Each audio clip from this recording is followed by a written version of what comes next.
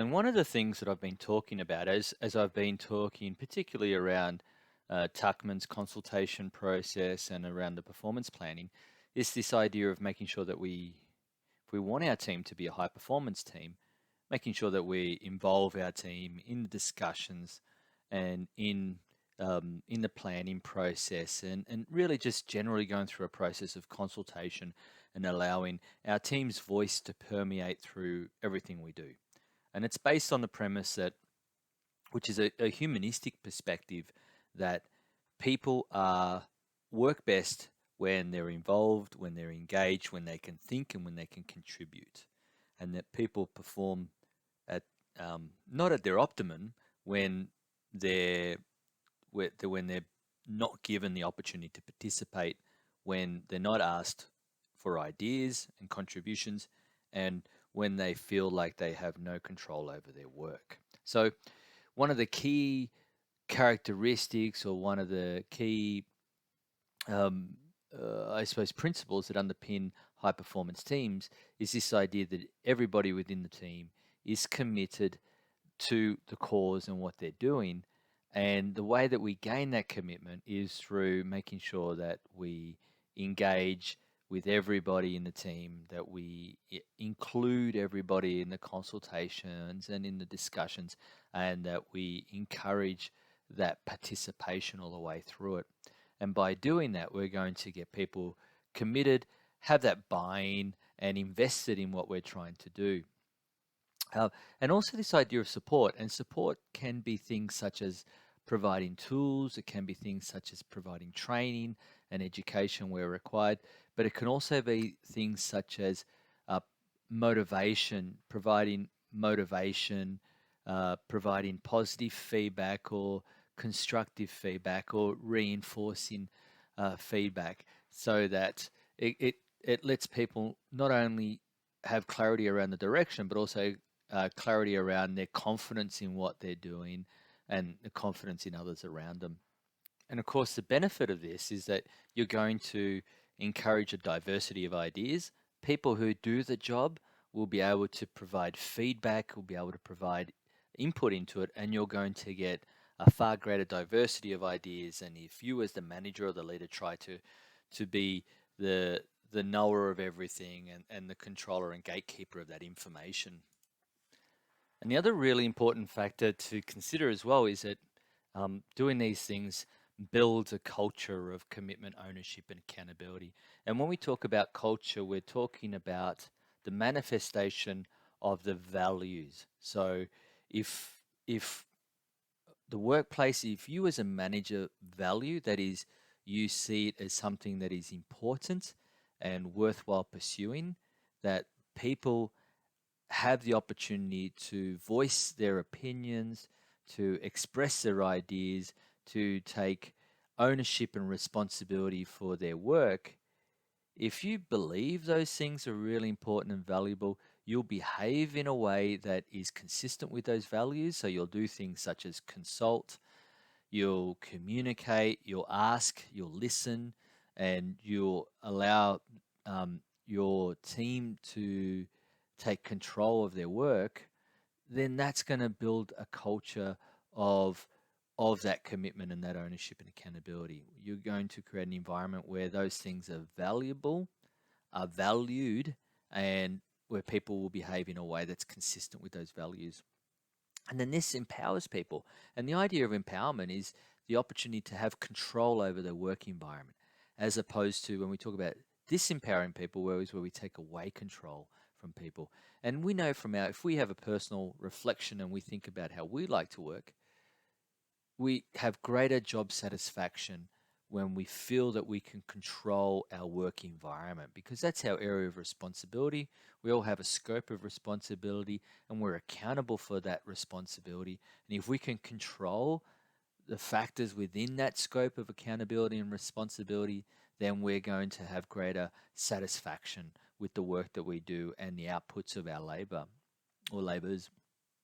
So then this builds into that sense of personal pride and a sense of belonging, a sense of this is my workplace. This is what I do, and this is what I'm really proud of because I created that and I did that. And I've already talked about a number of ways that we can do this, but it is by doing things such as setting out our objectives, being clear about what we're trying to do and what everybody's role is in that, really encouraging cooperation and consultation and sharing of information amongst all our team. And by encouraging, it's things like having more than just saying I've got an open door policy or I'm available, but really being uh, active in getting out there and asking, consulting, and putting those mechanisms in place where people uh, have a platform to be able to express themselves. So one-on-one consultations, team meetings, whether they're virtual or whether they're face to face, setting up some type of um, intranet page where people can collaborate on ideas or share ideas. Those are examples of mechanisms that we can put in place to really encourage and and um, and provide easy access and facilitate that clear consultation and communication. It needs to be more than just saying I've got an open door policy. Demonstrating active listening and acting on suggestions. So making sure that we're asking the right questions, we're we're really thinking about the information that's been provided in those responses, both at a content level, but also at an emotional level. So when we're active listening, we're thinking about the information they're providing, but we're also thinking about what the way that they're saying things, what's that expressing about how they feel in terms of how they feel about what it is that they're talking about. Are they happy about it? Are they apprehensive? Are they frustrated? And then making sure that we're acting on those suggestions. And then that can be things such as involving them in the solution building.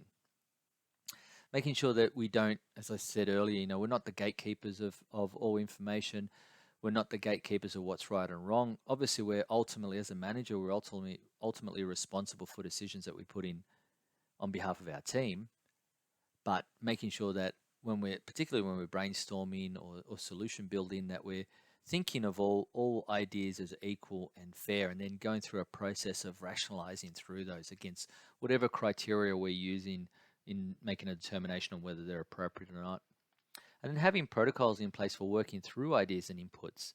So it might be, a step process that looks at, does it align to our team goals? Does it have a benefit to whatever the objective is? What are the risks associated with it? What is our appetite for risk, and so forth, and that we have team rules in place about behavior when we're especially when we're consulting and we're sharing ideas as a team, so that there's respect amongst our team in terms of uh, how we respond to other people's ideas. And that's important because if we want to encourage an environment where people are happy to share and a feeling a feeling confident to share it, then they need to feel safe. If they think that they're going to be ridiculed or they're going to be made to look silly, they're going to self-censor. You might lose some really great input or contributions or ideas, and that's going to have an impact on the performance of the team. So we want to create an environment where people can be confident that they can share an idea, even if it's not going to be wholly accepted, that it's going to be valued by the team. It's going to be seen as a positive contribution. And we do that by having team rules. So we can formalize that through codes of conduct and so forth, but we can also have them as informal rules just to say, look, we're going to open up the floor to discuss this issue here. Just to remind everybody that there are no silly ideas. I actually want to encourage as many silly ideas as we can, because who knows what's in amongst that. And you can even treat it lightheartedly like that, so that people are encouraged to really, throw mud at the wall and see what sticks. So there are type of things that we can do as a leader to ensure that we build a respectful and safe environment for people to express their opinions and their views without fear of retribution or ridicule.